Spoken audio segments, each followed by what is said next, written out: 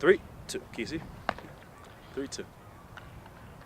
It's take two of one of the better rivalries in northern Colorado as the Silver Creek Raptors take on the Longmont Trojans. And earlier this season, Silver Creek beat Longmont 10-9 in walk-off fashion. Should be a good one in the rematch, and here are some key players that we need to talk about. And let's start off by taking a look at the Silver Creek Raptors, and we have two great players to look at. First off, Austin Wood, who's a 6'4", a $195 senior. And this kid could do a little bit of everything. He'll start today on the bump. And last time these two teams played, Wood hit 2 home runs. Definitely have some pop in his bat. The other guy to take a look at is Cole Wynn, who's batting .423 on the season. This kid's 6'1", a $195, but what will be most important is consistency. That's what the Silver Creek side will be looking at today. And on the opposite end for the Longmont Trojans, you start with Cooper Roth, who's the center fielder. He's the leadoff man, and he sets the tone. A very good athlete, has a little bit of pop at his bat, but his biggest threat is what he does on the base paths. This guy loves stealing bases. Also, you look at Dagan Rank as well, who will be the pitcher. The last time this guy was on the mound against these Silver Creek Raptors, struck out 9 batters. Looking for a repeat effort today. Before the game starts, one thing to keep an eye on is that both teams are trying to clean up their mess a little bit. Take Silver Creek, for example. In their last game, they had 7 errors and ended up losing the game. On the opposite end for Longmont, the coach just says pretty simply, we're just trying to play 7 good innings. Has put together 4, had a little bit of lack in confidence, a little bit lack in focus, and haven't put it together at that time. So we'll see if both teams can do it today. I'm Justin Adams, and this is your Affinity Sports Report Game of the Week. Top of the first with 2 outs and Trojans Cooper Roth on third. Mason Peterson steps to the dish and he'll hit a sharp grounder to second with the throw to first that will score Roth. Longmont strikes first blood up 1-0.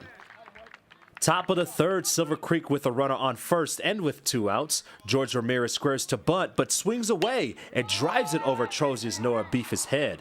That will score Cole Wynn, and Ramirez stands in with the 2-bagger. Game tied at 1 apiece. Bottom of the frame, 2 outs. Trojans with the runner on second. Silver Creek's Hasler will get Nick Hartman to swing through the pitch, ending the Trojans' threat and keeping the game tied at 1. Fast forward to the bottom of the fourth. Longmont has runners on second and third with 1 out. Noah Beef is at the plate. He'll hit a bouncer to shortstop Nick Metcalf, who fires a strike to home plate to nail Mason Peterson, keeping the game tied at 1. What a play. Longmont head coach Tom Forbes not too happy with the call, though. Next batter, Dagan Rake would pop out to a backpedaling Cole Wynn. 1-1 as we go to the 5th. To the bottom of the 5th, Longmont threatening again with the runner on second for Cooper Roth, who pulls one down the line, scoring Matt Zamudio. Roth with the RBI double as the Trojans take a 2-1 lead. Next batter, Connor Hayes slaps one through the left side, scoring Cooper Roth, giving the Trojans the insurance run they needed. 3-1 Longmont. Top of the 7th, the Trojans look to close out Silver Creek up 4-2 with 2 outs, but the Raptors have life with runners on second and third, and Nick Metcalf comes through with a bloop single to right that clears the bases and ties the game at 4. Huge clutch single there.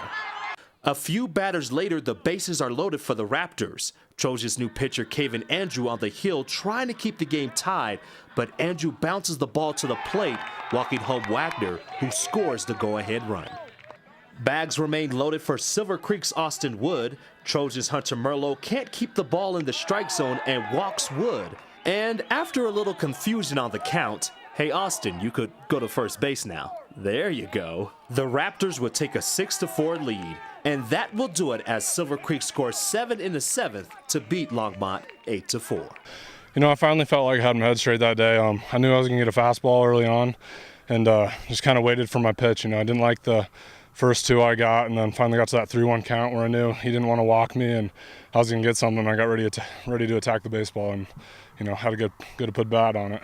You know what, in that count, you know, Metcalf came up huge. He came up huge last time and hit the walk-off last time we played him. And it was just a great battle between those two. I think it was probably an 8-9 pitch battle. And you know, Nicky just got enough of one and got our guys around, gave us new life. And we keep talking about get the next guy up.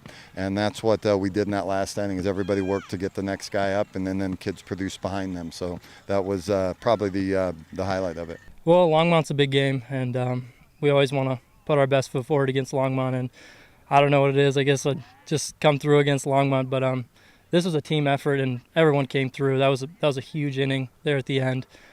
We don't want to have that every time, but definitely everyone rallied, and it was a great team effort.